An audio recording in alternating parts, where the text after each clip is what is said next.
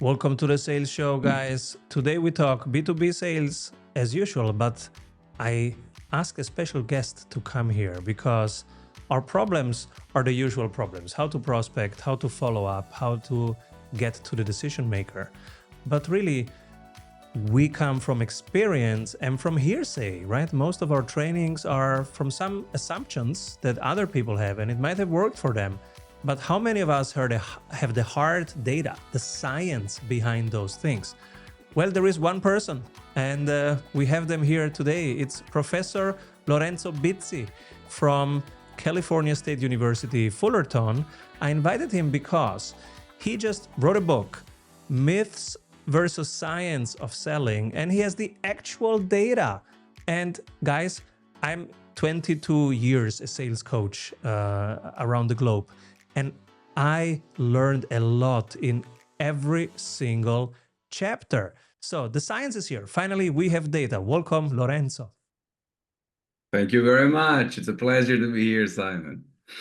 This is so good. Our biggest problems are how to prospect the right way, how to follow up with current clients, almost clients, interested buyers, almost buyers, prospects, and how to identify the decision maker, get a meeting with the decision maker, and have a great conversation, help them solve their problems so that they want more of it, which then becomes a buy. But it's tough, and we don't have the data. We don't have the science. You have the science. Can you share some of it with us? Yeah, with pleasure. Well, thank you very much for inviting me here. I decided less than a year ago or a year ago to write this book to compare the popular advice that you can get from many research or from many articles or from many popular books, compare with actual research finding, with actual data, with actual science, because sometimes you would say business professors might not speak a language that is practical, but they have studied the behaviors of hundreds of thousands of salespeople, see which tactics work, which tactics don't work, which prospective tactics work, which prospective tactics don't work. And they can provide interesting insights for us. Now, what I always say is that this does not replace the popular advice, but what is important is to compare both what research says, both what science says, and what popular advice says, to try to find perhaps what is the best approach that works in each single individual case. Now, you were talking about prospecting, for example. A lot of popular books and a lot of popular techniques for prospecting are built on hooks. Hooks somehow are techniques for the prospect to make it difficult for them to say no. That's the general idea, okay? So you're calling someone, you're trying to bring some conversation in there, hook them in the conversation, and make it difficult for them to say no. Now, we need to understand what is the number one source of resistance when we're reaching prospects. And people don't buy. This is fascinating. What research says is the number one reason why people don't buy is not because they don't understand the benefits. That's interesting. The number one reason why people don't buy is not because they don't understand the benefits as better than the cost, but it is because they don't feel safe. They feel uncertainty. They feel that you're trying to push these things. They feel that you don't have control. So by trying to hook them in, by trying to push the conversation in prospecting, you're actually obtaining the opposite effect, that you make them far from you. Far from you, you make it more likely for them to say no. So what I say is that, instead of making it difficult for them to say no, make it easier, make it very simple, straightforward, and direct, and invite them to the conversation. See, the goal of a prospecting call is not to close a deal, as we know, but it's to buy their attention, perhaps for a follow-up call that comes after. So instead of trying to make it difficult for them to say no, make it very comfortable for them to close the call if they don't want. Can I have 5 minutes of your time to talk about this? And they will say no. More likely they will say no. But guess what? If they say yes, then they're more likely to give you their time. And they're more likely to listen to you. You want them to listen to you. And if you try to create hooks, that makes it more difficult for them to listen. They will respond with resistance. People have fear, people have uncertainty, people have insecurity, and you have to make them feel comfortable. I like to say this all the time in the book. When we talk about the feelings that you want the buyers or the prospect to experience, we hear these words delights, joy, enthusiasm. No, the feelings that buyers must perceive is comfort, is safety. And our role is to reduce their uncertainty. Another important thing I like to say, if you allow me, imagine that a buyer makes a purchasing decision as a function of two variables that we put in a matrix. One is the judgment on the product. I don't like it versus I like it. And another one is the level of uncertainty on that judgment. I think versus I am sure. So put it together in a matrix. I think I like it. I'm sure I like it. I think I don't like it. And I'm sure I don't like it. Most of the advice, whether it comes through prospecting, follow-up of all the different steps that lead to the close, focus on shifting from I don't like it to I like it. While you know what's more effective is sales, the shift from I think to I am sure. Salespeople have to be agents of clarity. They have to reduce the barriers perceived by the buyer, the uncertainty that is uncomfortable, the perception of less safety that is uncomfortable, and make them comfortable by reducing the uncertainty. That's our goal. And then if we're not able to sell because the product is not good for them, the salesperson has still done a great job. Lowering uncertainty from the very first beginning, when you're talking, when they pick up the phone to the close, the goal is simply to lower uncertainty, not to shift them from I don't like to I like it. The result of shifting them from I don't like to like is inflation of the benefits and hiding the disadvantages. Terrible. What's an example of this? How can we make it safe in a beginning conversation with a stranger? In a beginning conversation, for example, you have close questions on, can I talk to you for 5 minutes? And you make it very clear. You open-ended questions are always suggested, use open-ended question, but no, just make it very easy for them to withdraw the conversation. Make it easy for them to say no. Make it easy for them to say yes. Short, simple things. Rely on, be very efficient in timing. Also, what I think is very useful nowadays is the asynchronous first contact. I think asynchronous first contacts are appreciated many times by a lot of individuals. Instead of calling them directly and interrupting them, which is not something people appreciate. I know some folks say, well, no, you got to interrupt them. That's the job of the salespeople, interrupt them. But interrupting them is not going to start establishing a good relationship. So an asynchronous first contact could work well. You know what is also very interesting? The use of tools such as LinkedIn. So what a beautiful thing would be before. I had a conversation about it with Jeb Blunt not long ago to reach out on LinkedIn, add them on LinkedIn, and then look what the mistake people do. They send a message on LinkedIn, immediately try to sell the product. No, no, no, no. You add someone, you build a connection. You maybe like one of the posts that they do. Maybe you make an insightful comment on a post that they do. You try to make it simple. You try to make it that you don't go directly, and then potentially you're able, when it's mature and when it's time, you can reach out and try to build a connection with a message that you can have on LinkedIn. See, so we can use different ways, but the underlying goal is still to make it simple for them to say no, not to go around to introduce yourself as clearly and as efficiently as possible. And then see, a lot of times what I like to say too as well, this is a concept that is known, but you see a lot of research on it works more to say these specific words, it works less to say these other specific words. And people say, how are you is bad, how have you been is better. Because it somehow breaks the expectations of the prospect and you don't get positions else salesy. These tend to work sometimes, but they have limited effectiveness. Limited effectiveness. What has the most powerful effectiveness is immediately to establish social proof. So very early on in the conversation, you establish credibility by saying that you have worked with these other buyers and you want to know if you can talk with them for 5 minutes to explain this. Social proof early on, after you introduce yourself, introduce the company, social proof immediately early on is probably the only form of influence tactic that works in a prospecting, in my point of view. The other ones, very limited. But the power of social proof at the beginning, why? Because it's the most effective at reducing the uncertainty. So if you're able to say somebody else has already chosen in the past, okay, that it reduces my uncertainty, reduces my barriers. Then immediately you ask to buy their time. Can I take 5 minutes of your time to explain this? If it's 5 minutes, it's 5 minutes. So you have to be very precise, okay? And to me, you make the conversation very conducive. And that's generally much better than try to hook them in, make it difficult for them to say no. You know, another important point that I wanted to say, Simon,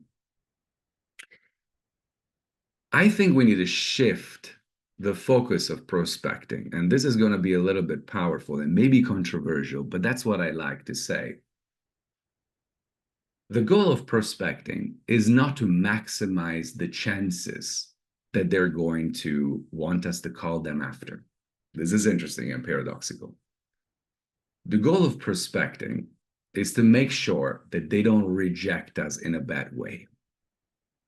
And I'm going to tell you what's the real problem in sales a lot of times.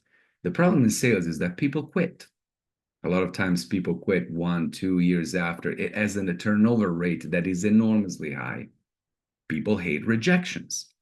But what do people not like about rejections? What people don't like about rejections is not the number of times you get rejected, but it is how bad you get rejected. When you're treated in a poor way, when people are rude, when people are not nice. This is a very important point because a lot of the pieces of advice that are focused on maximizing the chances that you can follow up and call after, they're also the ones that maximize the chances that the prospect can be very rude at you. So the fact of being very simple and make it easier for them to say no also make it less likely that they're going to be rude if they say no. So what happens? It happens that it encourages you to make more calls. What is the real hurdle that we have to face and overcome is the fact that people have call anxiety. Call anxiety makes the call less effective. That's very true. When people make cold calls, and this is an important point, you can measure their blood pressure, you can measure their heart rate, you can measure their perspiration. All these make you talk in a very broken way. As you talk in a broken way, the buyer perceives uncertainty. The buyer says, this is not really a professional here. So you have to lower the anxiety of making the calls. And by making it easier, straightforward for a buyer, for a prospect to say no, you make it less likely that they insult you, that they treat you in a rude manner. And this paradoxically motivates you to make more calls. I love this. So it's peace and safety on the buyer side, but also on our side, right? Absolutely. You have one Absolutely. sentence in the book that's powerful, and I need to digest it yet. Let's break it. Mhm. Let's break it apart together. Truth Yes. doesn't sell, yet only truth makes you sell. Yes. Yes. Thank you very much for mentioning it. This is the core essence of the book. The general idea is that a lot of books and a lot of articles tend to inflate claims, tend to exaggerate. If you do this one little thing, it's going to make you rich and famous. I will show you the one secret that is going to make you sell. Unfortunately, there's no such things. Truth, a lot of times, is not exciting, right? So that's why we exaggerate, especially in a context, in an environment in which everyone tries to get heard. The barriers are very low. You have so many people trying to get your attention. What's the best way for me to get your attention? I exaggerate. I build beautiful stories. I build fascinating and enchanting anecdotes. A lot of times, numbers don't count. If I come to you and I tell you a percentage of something and I tell you statistical data, you don't remember that. And truth might sometimes not appear as exciting as making up a super beautiful, exaggerated claim that you're going to be able to sell immediately with this one tactic. So a lot of times, what authors do is to tell you what you want to hear. You see, truth doesn't care of telling you what you want to hear. That's why truth sometimes doesn't sell. Aristotle, very interesting, used to say truth does not need an audience. You see, books do need an audience. Presentations do need an audience. Truth does So not I try need to an say what audience. I've exactly. So what people tell you is what you want to hear, It's and true. truth simply does not tell you what you want to hear. So truth doesn't sell. When I mean what truth doesn't sell is truth doesn't sell books, truth doesn't sell articles, truth doesn't sell attention. But only truth makes you sell. What does it mean? Only the data based on the experience of hundreds of thousands of salespeople doing a tactic or not doing a tactic, that is the most reliable piece of evidence to understand if something works or does not. You see, everyone, and I like it still, builds the argument and the logic and the evidence behind the claim on their personal experience. I love stories on personal experience, by all means, don't get me wrong. But they're one case, one single case. And that might not be representative. So only data built on hundreds of thousands of salespeople doing something or not doing something, that provides reliable evidence for you to understand whether any tactic is effective or not in any specific situation. So that's why truth can make you sell. Now, I also want to say an important point, which is that it's not either or. Both are great. I think that people should both read inspirational books with beautiful stories of anecdotes of successful sales professionals and look at what research says. Then you choose which one is best. The goal of the book is to create contrasts to stimulate people's minds. Another point, Simon, I have that I think is the most important probably of the book. If you tell people to do something, anything, they're never going to do it.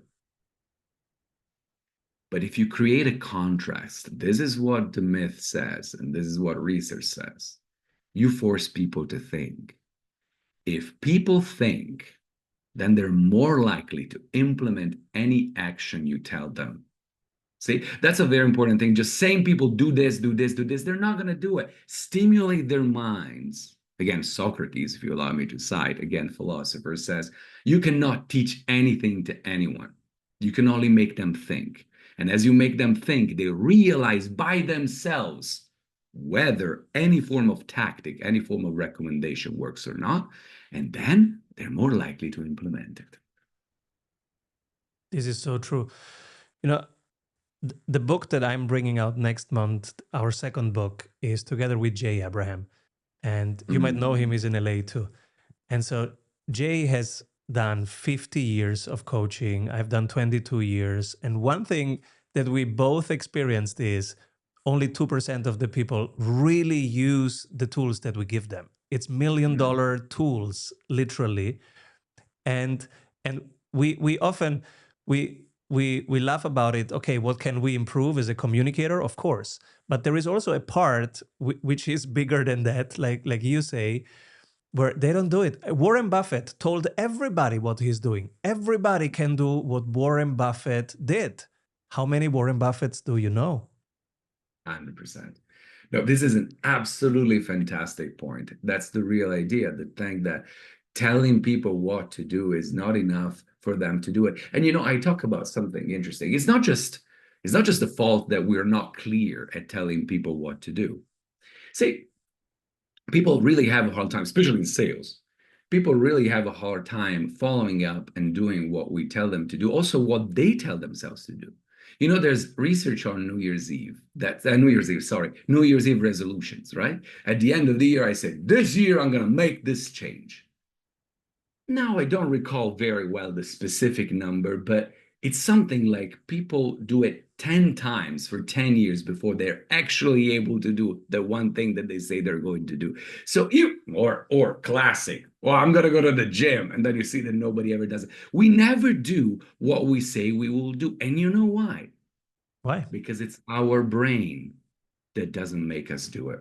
Our brain is wired, that's very paradoxical, but our brain is wired not to attain long-term goals. Because then This is the our identity changes and we don't recognize it. It's Now, unfamiliar. the reason is, and this is also very fascinating, it comes from evolutionary psychology. You know that for 99.999% of the time that we were on this planet, we were actually in caves. So our ancestral brain, we still think at a stone age, if you want, even if we're trying to make decisions today. So what was happening in the 99.9% of times we were living in caves? Our focus was survival, and survival forces you to focus on the short term. And survival forces you not to think of the long term, because if you think of the long term, that's a distraction. And that distraction is not likely to concentrate your cognitive resources on facing immediate threats, such as a bear attacking you or a snake coming in there. So our brain, paradoxically, is wired to focus on the immediate and not to focus on achieving goals that they don't produce an immediate result. Isn't that interesting? So that's why the only way for people to do what we tell them to do is, again, to stimulate their mind. By stimulating the mind, making them constantly reflect, the prefrontal cortex, or the rational side of the brain, prevails over the ancestral side of the brain. And that's where we can find commitment to doing things. It totally makes sense. It Mm. totally makes sense. I see this happening everywhere. Short termism. People think in quarters where you should think in decades. That's basically our world right now. Yeah. And it's specifically valuable in sales. But you know why it's very problematic in sales too? Because we go back to the prospecting. That's the reason why people try to find all the major excuses not to do prospecting. Because you think about the immediate outcome, which is pain, frustration, getting rejected, getting ghosted. You're not able to think of the long-term outcomes, which might come the year after of closing the sale. You don't. Even if you I'm convince curious yourself, about your brain. your data because I have only experience, right, of coaching teams. And sometimes I see B2B deals closing after 2 years of following up. Oh, A prospecting taking 40 calls, 60 calls, and of the course. ones who win are the persistent ones. Absolutely, absolutely. This is another important thing. And then, so you were discussing also about the process, the following up, identifying who's decision makers. And another important point I discuss, I feel, about the book is when we talk about understanding the needs of the customers. Everybody always talks about understanding the needs of the customers, but they don't talk enough about an important point, that there are not just organizational needs, but there are also individual needs. And that's where people have a hard time. We need to understand that organizations don't exist. People make decisions for them. And buying a product is an opportunity for a buyer inside the organization to get perhaps more power, more status, or more influence inside the organization. So when I say you need to lower uncertainty for the buyer, for the stakeholder you're talking to a stakeholder. Then the stakeholders will talk with their boss and try to convince them to purchase the product. For this stakeholder, it's very important to be able to exercise influence when they're talking to their bosses. They want to look up smart. So our goal is to help the stakeholders look smart when they're talking to their bosses. This is a very important point. Helping your stakeholders, the ones you're talking to, look smart when they're presenting your product to their bosses, so that the boss say buy it, but most importantly, the boss says, well, this person is kind of smart, I want this person around, I want to work with this person. Sometimes this is even more important than the sale. If you get the stakeholders on your side because you help them make a rational argument in front of their boss, you help them stand out in front of their boss, you help them get a performance appraisal at the end of the year that is higher because they show how smart they are, then that's it. They say, They well, might this buy is directly something smaller, and 5 years later, you will still be connected on LinkedIn. They will be in the next company, getting the next project. And usually in the beginning, they're quite excited. And they have all this uncertainty of the new setting, and they want familiar people around. That's usually when they call me. Simon, I have a new job. I have a big project. I want you with me here. Yes. This is so important because, you know, it's not just many times the product could be good, but the timing is not right. And so salespeople say, well, I didn't close a sale. I built a relationship, but I didn't close a sale. Well, it's not your fault, and it's not the company's fault. Indeed, there was not the window of opportunity that was open. But if you establish the relationship exactly as you say, maybe they change the company, they change the situation. But if you earn trust, then that's it. Trust is the most And again, powerful short asset. term and long term. Let me give you an example. Last week, I get a call from Switzerland, and I kind of remember her, but I'm not sure. Where do I know you? And she says, I need this sales help. I want to work with you. Can you remember me? And I said, something. I remember something. And she says, 15 years ago, you gave a lecture on business strategy, and I was one of your students in that MBA. 15 years.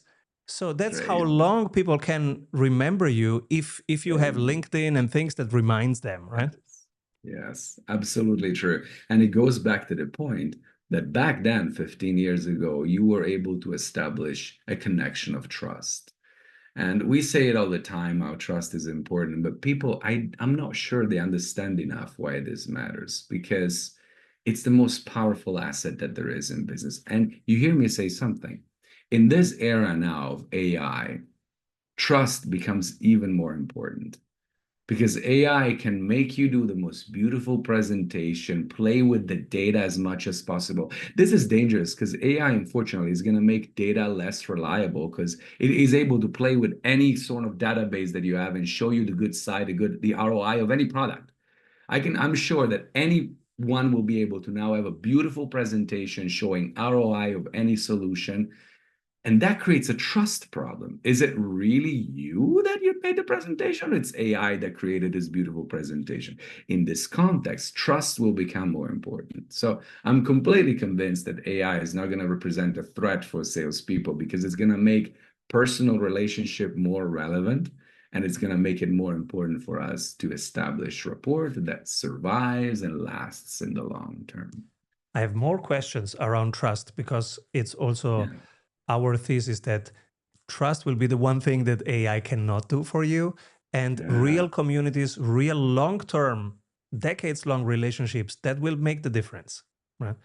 And so one of my heroes is Charlie Munger, and he met his friend at a party because they were just talking to each other passionately about stuff, right? And that conversation. Buffett, you mean? The friend was Buffett or someone else? Yes, it turns out later on it was Warren Buffett, and they never stopped talking to each other for decades. And it's a great example of a visible partnership over decades that made everybody stronger. The two of them, but also all their ecosystem. And so what I'm interested is how can we today, like, build these long-lasting, decade-long partnerships in an age where everybody thinks in quarters? Yeah, well, so it's interesting to say now the Buffett and Munger example, they were partners. It's sometimes more difficult when we relate about salespeople with the buyers. But I would like to use the same example. When Charlie Munger died, Warren Buffett made a speech that I really remember well. And he talked about how they built their relationship. And he said, we did a lot of beautiful things. We spent a lot of leisure time together. We played golf. But you know the part that I like the most? The part that I like the most is not when we made money with ideas 10 years ago, is when we were solving problems together. Paradoxically, the parts I like the most is the difficult times, is the part in which we figured out a problem when we have to get out of a foxhole. That's what he says. These are the parts that I remember the most because these are the most exciting parts, paradoxically, rather than the playing the golf. So it was not the happy moments, but it was the moments in which they solved the problems together. Paradoxically, I see it also as the key to develop long-term relationships. If you feel that a salesperson is a partner to help you solve the problems and reduce the pain points, that's the way in which we build them out. So you don't build a relationship, a long-term relationship with a buyer with a beautiful Wagyu steak. You take them out, a 20-year-old whiskey or caviar or something like this. The leisure moments are fun. It's okay. Take them out of Vegas when there is a conference. But it truly is by being a partner to solve their problems. And that's when business becomes strong. I actually have negative feelings, which we don't show because humans always hide the negative feelings. In a buyer-seller relationship, all of us have an enormity of problems, but we always hide them because it would show that we are weak. But there are a lot of hidden pain points we don't like to show. And the real idea of relating to these pain points help buyers better understand their problems. Go back to the idea of making them smarter. This is what, in my point of view, gives you the right to be a partner for me. It's not just that we have a good time when we have the good times, but we are close to each other when we have the bad times. And that builds the long-term relationships. I love this because would you agree that the main job of a seller is actually to create that safe space where people can really come with the biggest problem instead of hiding it? And then together you can start testing how it would be to collaborate on this big problem. Like, how do we make it smaller? From which side do we go in? Do you have tools to do that? How do you approach this? Right. And then if we go through that together, and maybe that's 2, 3, 4 calls, that's a buying journey, right? That creates more of a relationship. 100%. So this is another important point that I have in the book and that I discussed that is interesting. Understanding the problem. So you look at most of the advice for understanding the problem. What do they say? Well, you ask them a question, what is the problem? You ask them probing questions after. You agree with what they say. You explicitly state, I understand your problem. You paraphrase what they're saying. You provide a client example saying that you've already faced something similar with another client. You provide a positive scenario. And then in the end, you say, let's move on. All these little taxes is exactly what you hear. This is how you understand the problem. Except you don't understand the problem if you follow that script. It's terrible. I mean, I've read it. These are the ones you have to do. You paraphrase, you nod. This gets you nowhere. Understanding the problem means one only thing, and that is helping the buyer navigate the root cause of the problem. So that's why I like to say this is very similar to what consultants do. Yes, that's I consulting. myself do. Yeah. That's consulting. And then they also exaggerate me seeing all these things. I still do a lot of little happy consulting, and that's what I do. We understand what the possible causes are. We break the problem down, and you help the client see causes that they haven't considered. And listen, even if your product does not solve the real cause of the problem, just by helping the buyer see the real causes of the problem, you're creating value. So they maybe say, your product is not good to solve this. You help me see what the cause is, and that cause cannot be solved by your product. So unfortunately, I won't buy it. But I'm grateful because you helped me understand better my problem. So maybe next time we have built a relationship and I come to you Yeah. again. And can I introduce you to my buddy who needs this? And can I be a Exactly. testimonial? Right. Exactly. So see, it is really helping breaking down the root causes of the problem rather than just repeating, asking questions, which is, by the way, not easy. So it requires people to develop a deep understanding of the problem space, constantly do research and constantly collect data. But I love that because that means that intelligent people that spend time understanding problems, these are the one that prevails in sales context, and that's beautiful. So it's not those who talk a lot, who laugh, or ingratiatory behaviors. No, it is those who understand better. Intelligence pays off in B2B sales context, and this is a beautiful thing. Oh my God. So many topics are coming together right now. I know, right? Also, another little this. thing I forgot to say, but if you allow me, I'd like to say it. This is also controversial because once you break down the causes of the problem, the popular advice, is to just talk about your product, switch to your product, and say why your product matters. What I say that is also controversial, but that's what shows evidence. Once you break down the causes of the problem, you have to review the alternative solutions to the problem, all of them, not just the ones that are related to your product. So you need to have a conversation. Once we have identified what the possible causes of your problems are, you have 4 possible solutions, A, B, C, and D. My product only gets on C. And then I will explain why perhaps, if possible, my solution is better than the alternatives. But the major mistake people do is to only build a bridge between their product and the problem without considering the alternative solutions. If you consider alternative solutions, the conversation explodes in value for the buyer, explodes in value for the buyer. And also, sometimes they forget that one of those possible solutions is doing nothing. Even that too. And even if it's not buying the product, that's okay. So we are there to build powerful business conversations.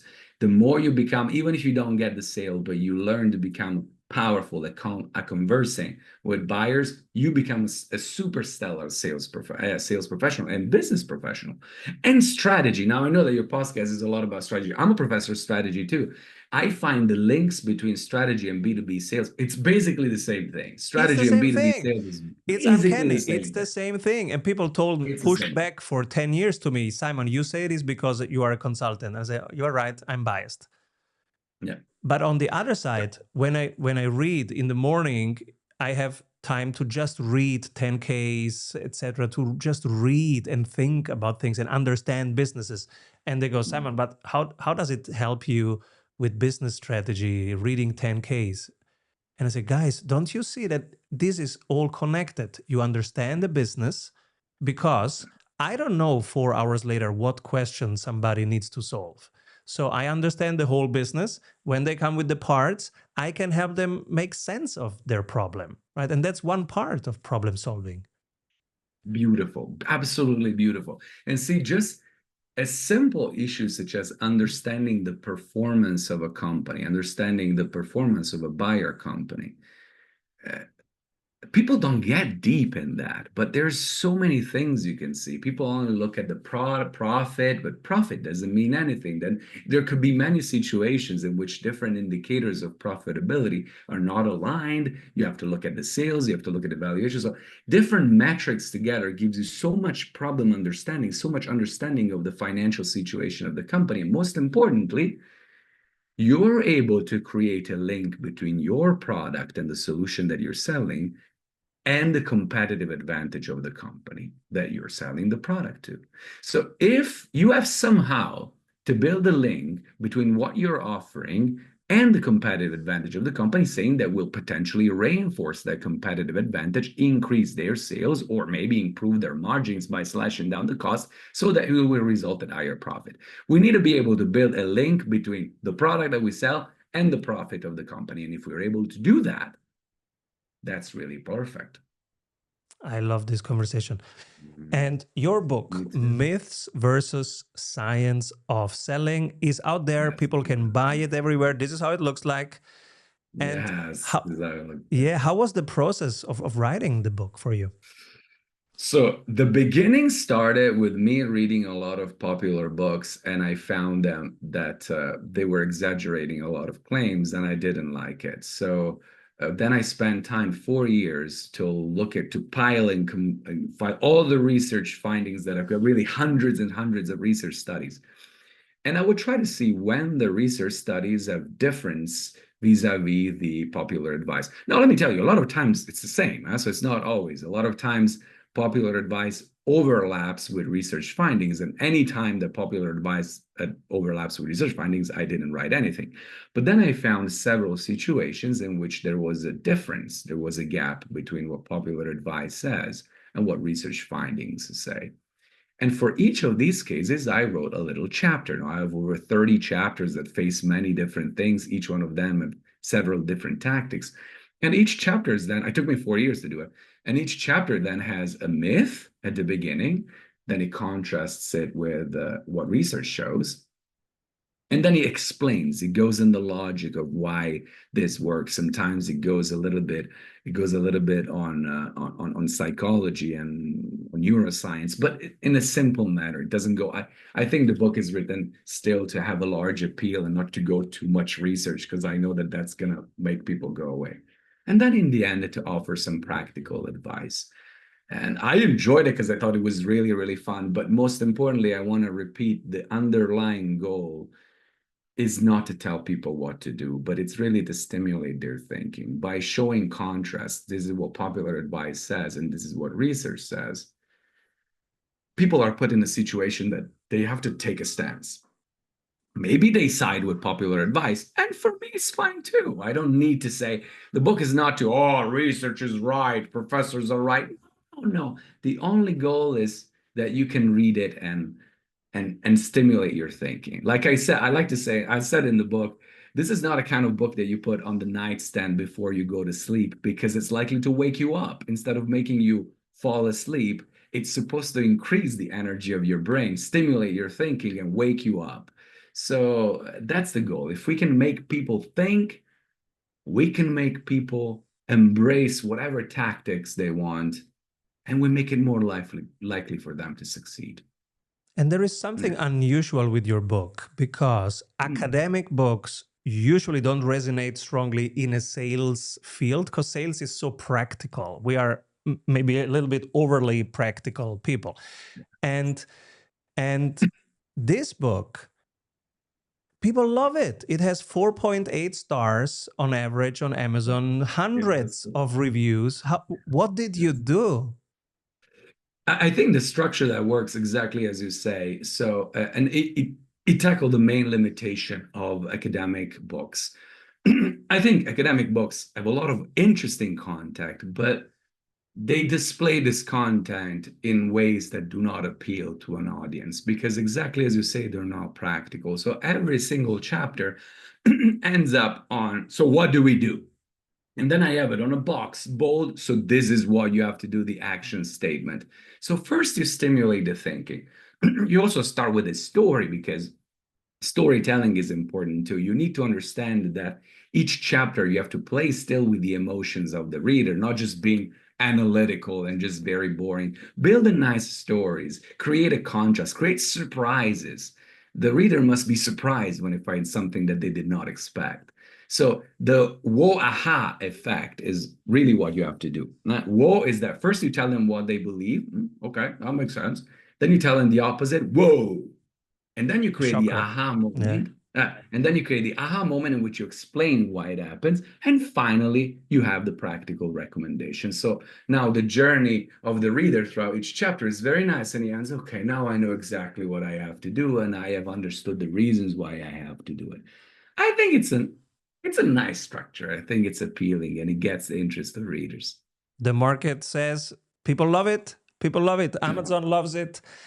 Yes, Everybody, go thank grab the you. book, Oh. Myths versus Science of Selling, when research reveals the opposite of common belief. Came out 2024 by Lorenzo Bizzi. There you go. Thank you, Simon. Very nice. This is so cool. Please come back with your next book. What's next for you?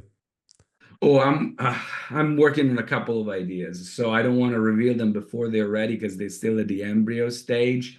But I'm working on a couple of ideas, but I want them to be very clear before I reveal something, because I might change my mind. But I want it to be big. Unfortunately, it's going to take time, because this book took 4 years, because I want it to be good. So it's not something that I'm going to come out with a few months. Unfortunately, it might take a little bit of time, but I can guarantee that when it comes out, that's hopefully going to be nice. We want to be the first, and we want to know about it. Please come back, Lorenzo. Thank you so much for being on the show and Beautiful. sharing your knowledge, your science, your wisdom. Thank you so much. Keep rolling, man. Thank you very much.